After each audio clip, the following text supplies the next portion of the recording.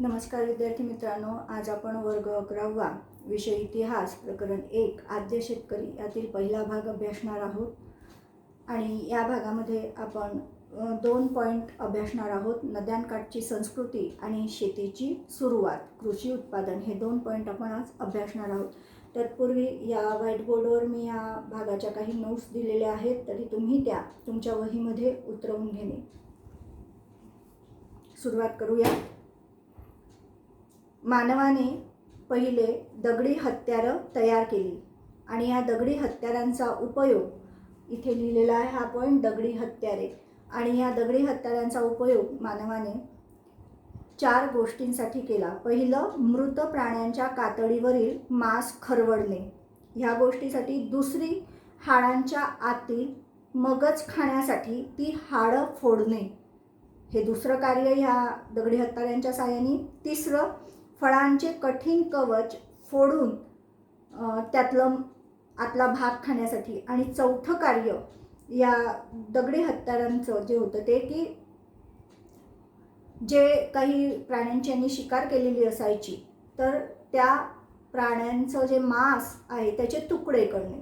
म्हणजे ह्या एकंदरीत शिकार केल्यावर प्राणी कापणे, कातडं अलग करणे, हाड फोडणे, कठीण कवचाची फळं फोडणे इत्यादीसाठी या दगडी हत्यारांचा मानवाने उपयोग केलेला आपणास दिसून येतो.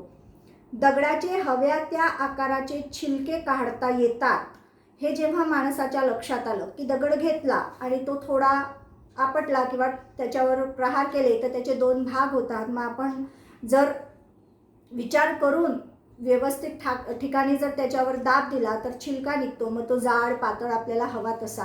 आणि त्यापासून आपल्याला धारदार असं हत्यार की ज्याने आपण हे वरील जी कार्य सांगितली ती करता येतील, मांस कापणे किंवा फळं फोडणे.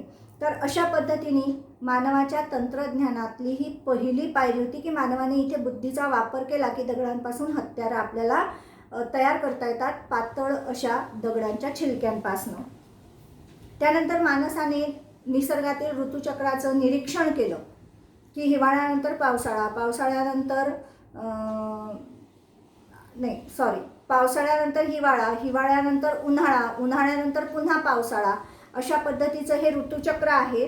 आणि या ऋतुचक्राचं निरीक्षण करताना त्याचं असं लक्षात आलं की उन्हाळ्यामध्ये किंवा पावसाळ्याच्या आधी ज्या काही झाडांच्या फळं खाली पडून जमिनीत कुजतात, त्याच्या बिया तशाच राहतात, किंवा आपण जे काही खातो आणि बिया फेकून देतो, तर कालांतराने पावसाळा सुरू झाल्यावर त्यातनं नवी रोपं किंवा नवी झाडं उगवतात.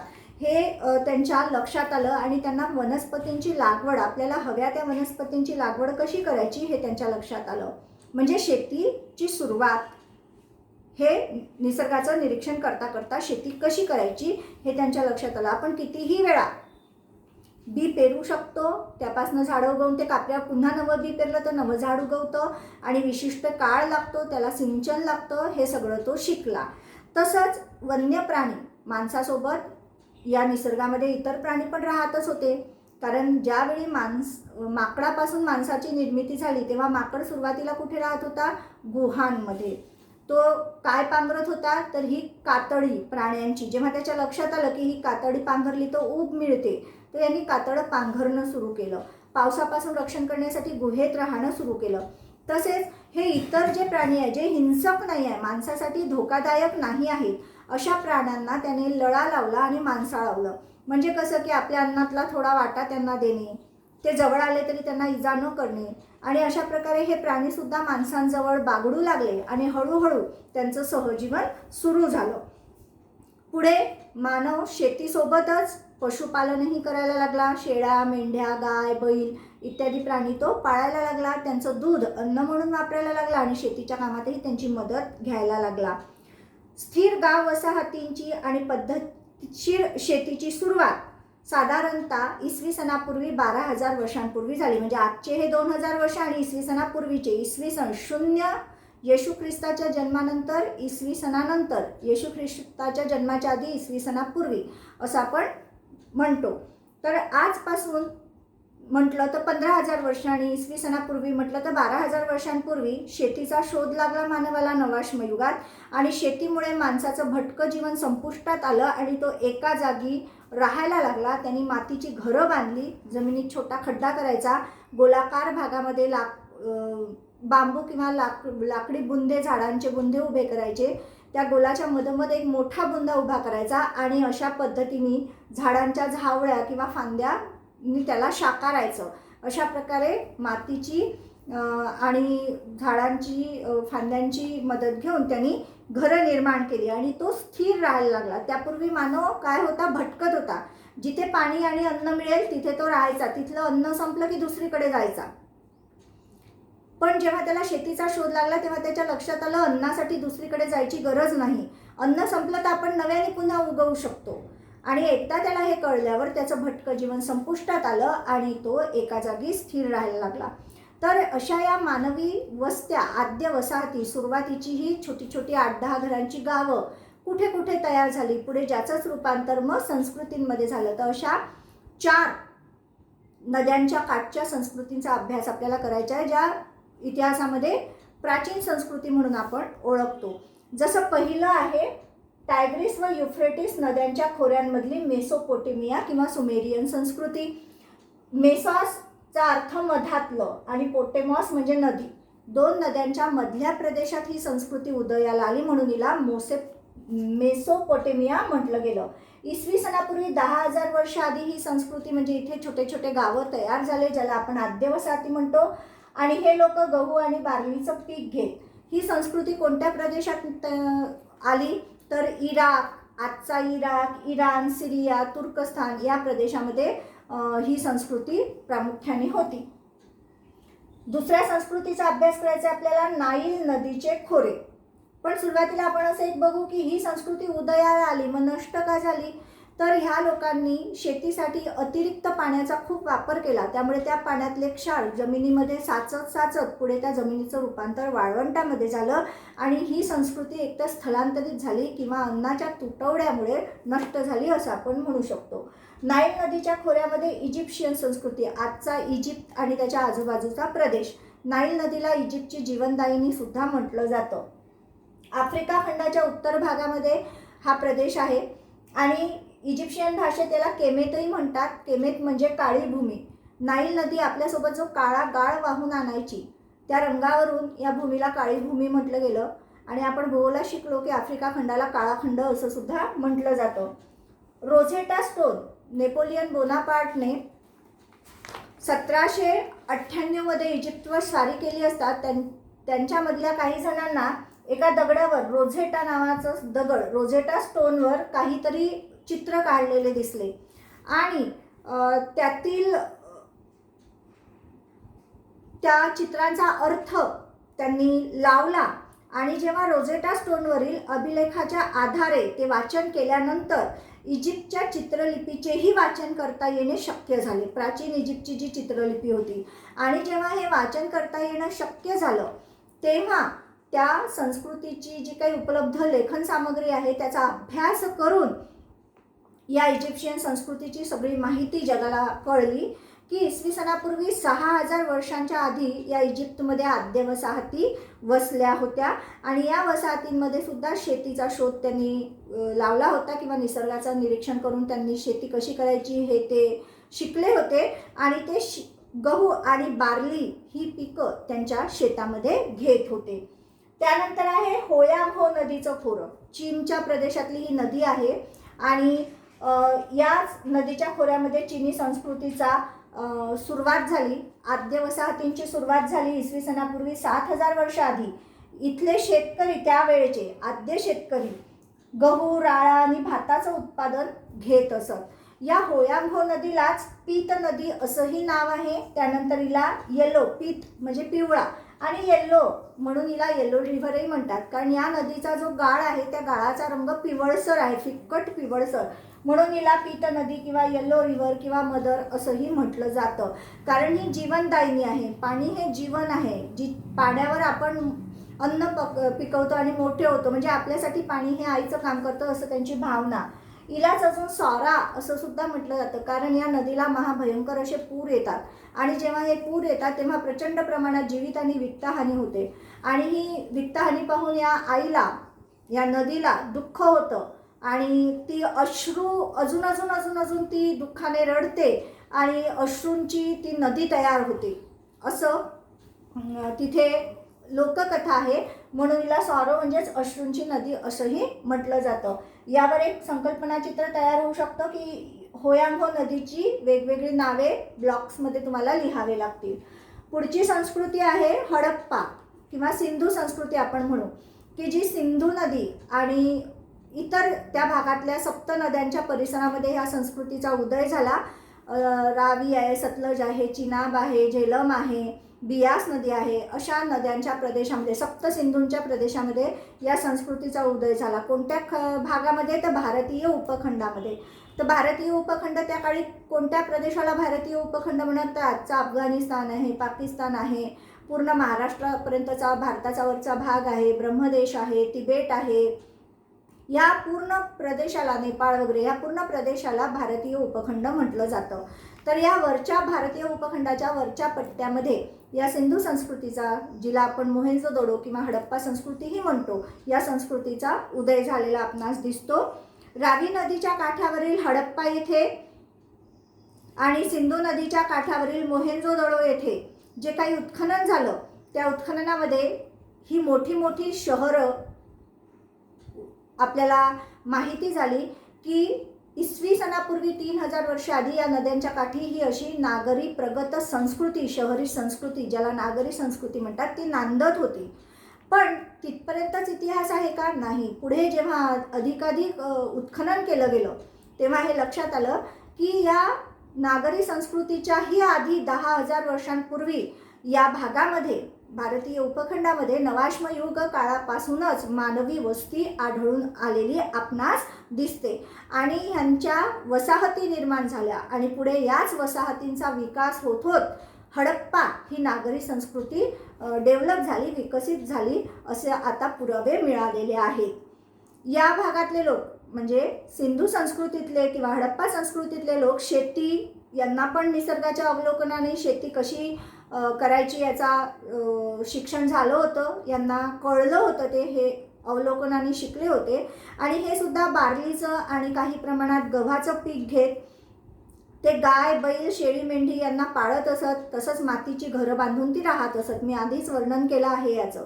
मेहेरगड या बलुचिस्तानमधील, आज हा प्रांत पाकिस्तानमध्ये आहे, तर या भागामध्ये जे काही उत्खनन केलं गेलं तर त्या उत्खननामध्ये नवाश्मयुगीन काळापासून ज्यावेळी मानवाला शेतीचा शोध लागला त्यापासून ते हडप्पा या नागरी प्रगत संस्कृतीपर्यंतच्या पूर्ण कालखंडाचे पुरावे मिळालेले आहेत. म्हणजे असा विचार करा की जवळपास 8 ते 10,000 वर्षांच्या कालखंडाचा पुरावा येथे मिळाला आहे की या भारतीय उपखंडामध्ये नवाश्मयुगापासून ते हडप्पा काळापर्यंत आणि पुढे आज जे आपण भारतीय संस्कृती म्हणतो की सातत्याने मानवी वस्ती या प्रदेशामध्ये होती, याचे पुरावे मिळालेले आहेत. त्यानंतर दुसरा पॉईंट आहे शेतीची सुरुवात, कृषी उत्पादन. मी हा पहिला पॉईंट तुम्हाला सांगत असतानाच दुसऱ्या पॉईंटचंही वर्णन केलेलं आहे की शेतीची सुरुवात अत्यंत धीम्या गतीने झाली. माणसाने निसर्गाचं निरीक्षण केलं, त्याच्या लक्षात आलं की बी पडते, काही काळाने ती रुजते, त्यावर पाऊस पडला की त्यातनं रोप निघतं, ते वाढतं, ते कापलं, पुन्हा अशीच बी टाकली तर पुन्हा येतं. म्हणजे आपण कितीही वेळा असे बिया पेरून वनस्पती निर्माण करू शकतो, हे माणसाच्या लक्षात आलं. पण हे लक्षात यायला खूप काळ जावा लागला, एका दिवशी हे सगळं त्यांना कळलं नाही. हा काळ जो होता शेतीच्या शोधाचा, हा नवाश्मयुगाचा काळ होता आणि साधारणपणे इसवी सनापूर्वी 10 ते 12,000 वर्षापूर्वीचा हा काळ होता. शेती आणि पशुपालनाची सुरुवात या नवाश्मयुगातच झाली.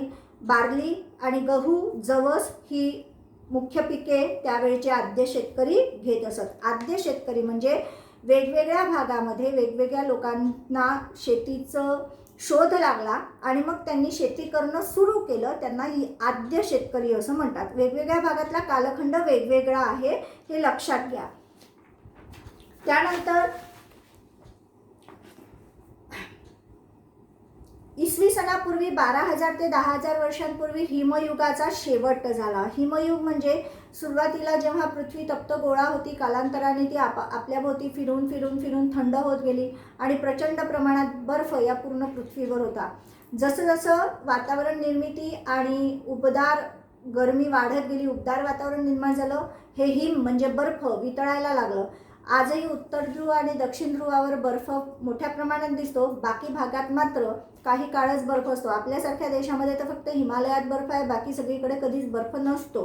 तर अशा उपदार वातावरणाची सुरुवात झाल्यामुळे काय झालं की आर्द्र हवामानाचा एक नवा कालखंड सुरू झाला, ज्याला होलोसीन कालखंड म्हटलं. म्हणजे हिमयुगाचा अंत झाला आणि उबदार अशा वातावरणाचा होलोसीन कालखंड सुरू झाला.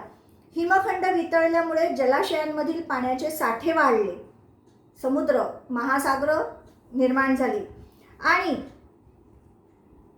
जमीन उपलब्ध झाल्यामुळे वनस्पतींचं प्रमाण वाढलं आणि या वनस्पतींवर जे जीव अवलंबून असतात, म्हणजे शाकाहारी प्राणी, हरिण, शेळ्या, मेंढ्या, ससे यांचे सुद्धा प्रमाण वाढले.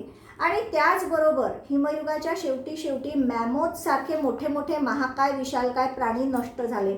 मॅमोथ हा हत्तीसारखा दिसणारा प्राणी होता, पण हत्तीपेक्षाही दुप्पट मोठा प्राणी होता. इथे तुम्हाला त्याचं चित्र दिलेलं आहे. हत्तींना आपण यांचे वंशज म्हणू शकू, पण हत्तीचा आकार यांच्यापेक्षा आपण असं म्हणू शकू की लहान आहे.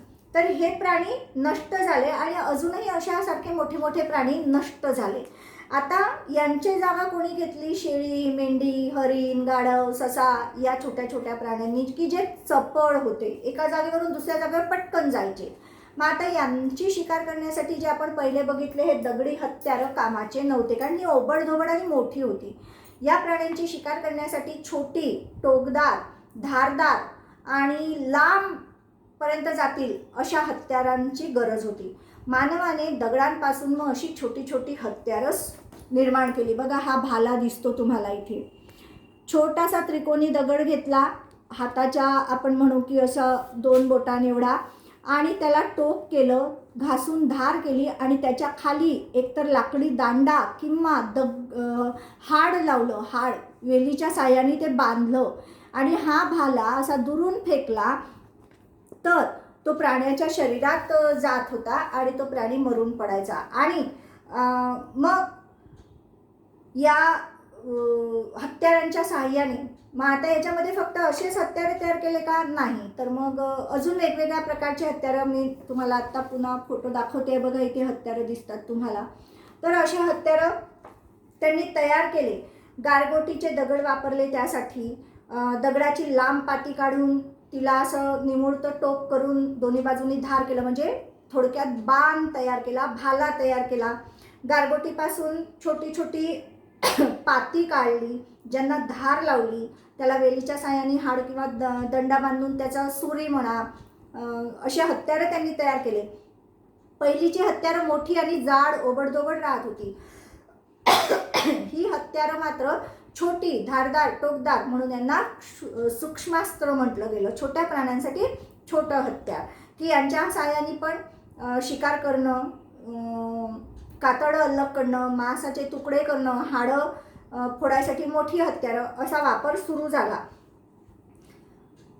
त्यानंतर मासेमारीचे गळ हाडांपासून तयार केले गेले. भाले, बाण यासारखी सुधारित आणि जास्त तंत्रज्ञानयुक्त हत्यारं तयार झाली. आता इथे तंत्रज्ञान हा शब्द का लक्षात घ्या. मानवाला पहिले बुद्धी झाली, गुहेत राहायचं, थंडीपासून रक्षण करण्यासाठी कातडं पांघरायचं, शिकार करण्यासाठी दगडाची हत्यारं तयार करायची. आता छोटे प्राणी आहेत तर छोटी आणि धारदार हत्यारं तयार करायची.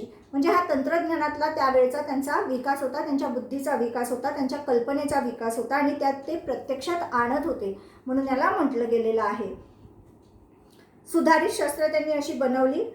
तृणधान्य आणि फळेही त्यावेळी विपुल प्रमाणात उपलब्ध होती माणसांना खायला, त्यामुळे त्यालाही ते कापून त्याचे भाग करण्यासाठी पण त्यांना शस्त्र हवी होती, अवजारं हवी होती. तर त्यांनी यातनं विळी, कोयता, सुरे यासारखे शस्त्रसुद्धा त्यांनी दगडापासून आणि हाड किंवा झाडाची फांदी, वेलींचा उपयोग करून बांधून त्यांनी अशा प्रकारची तयार केली. माणसाला शेतीचा शोध लागल्यामुळे अन्नाची विपुलता वाढली. पहिले मानव या जागेवरून त्या जागेवर जात होता. इथे आला, इथे पाणी आहे, फळं दिसत आहे, खायला अन्न आहे. ज्या दिवशी ते अन्न संपलं दुसरीकडे जायचं, पुन्हा तिथे राहायचं, तिथलं अन्न संपलं तिसरीकडे जायचं. म्हणजे मानवाचं जीवन पहिले भटकं होतं. पण शेतीचा शोध लागल्यावर त्याला अन्नासाठी भटकायची गरज उरली नाही, कारण तो अन्नाचं पुन्हा पुन्हा उत्पादन करायला त्याने सुरुवात केली. आणि त्यामुळे एका जागी माणूस राहायला लागला की आता आपल्याला जायची गरज नाही, बाजूला नदी आहे, प्यायला पाणी आहे, आपण शेतीसाठी जमीन तयार केली आहे, त्यात पीक घेतो आहे आणि इतकं विपुल पीक येत आहे की 2 वेळाही पीक आलं किंवा एकदाही भरपूर पीक आलं तर आपल्याला पुढचं पीक येईपर्यंत ते अन्न खायला पुरतं आहे. म्हणून मानवाने काय केलं, धान्य पेरायला लागला, बी पेरून धान्य उगवलं, कापणी करून ते साठवण करायला लागला, जेणे की पुढच्या पिकापर्यंत ते पुरेल. आणि मग जर माझ्याजवळ अन्नाचा साठा आहे, पाणी आहे, घरसुद्धा आता मातीचं मी तयार केलं आहे, तर मी भटकणं सोडून दिलं आणि मी तिथेच कायमस्वरूपी माझी पुढची पिढी तिथे राहायला लागली. आणि यातनं आद्य वसाहती म्हणजे सुरुवातीची छोटी छोटी गावं निर्माण झाली, ज्यालाच आपण आद्य वसाहती असं म्हणतो. म्हणजे घरं तयार झाली, शेती झाली, पशु पण पाळणं सुरू झालं. एक प्रकारे मानव आता भटकं जीवन सोडून स्थिर झाला आणि निसर्गासोबत त्याचं सहजीवन सुरू झालं.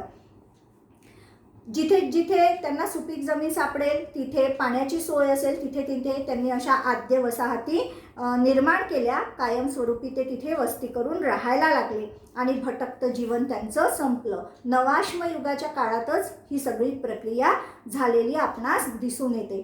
तर माकडापासून मानव बनणे आणि ह्या मानवाने प्रगती करत करत शेतीचा शोध लावून एका जागी राहणं, भटकतं जीवन ते एका जागी राहणं, हा जो पूर्ण मानवाच्या विकासाचा कालावधी होता, नवाश्म युगापासून तर आद्य वसाहतींपर्यंतचा हा जो काळ होता, या काळाला ऑस्ट्रेलियन पुरातत्वज्ञाने गॉर्डन चाइल्ड ज्याचं नाव आहे त्याने नवाश्मयुगीन क्रांती असं त्याने संज्ञा वापरलेली दिसते. कोणत्या काळासाठी?